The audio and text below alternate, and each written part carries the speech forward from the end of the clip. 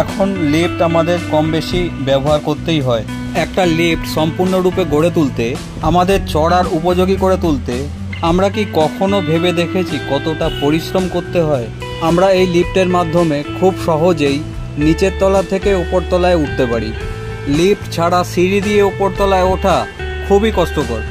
অক্লান্ত পরিশ্রমের ফলে একটা লিফট সম্পূর্ণরূপে রূপান্তরিত হয়। একটা লিফট তৈরি করার কাজটা খুবই ঝুঁকিপূর্ণ কাজ, তাই এই কাজ করতে হলে খুবই সাবধানে করতে হয়। কাজে কোনো ভুল হলেই বিপদ আমাদের সামনে চলে আসে। নতুন লিফট যখন তৈরি হয় তারই একটা ছোট্ট ভিডিওর মাধ্যমে আপনাদের সামনে তুলে ধরলাম। একটা লিফট সম্পূর্ণরূপে তৈরি করতে একের পর এক আমাদের কাজ করে এগিয়ে যেতে হয়।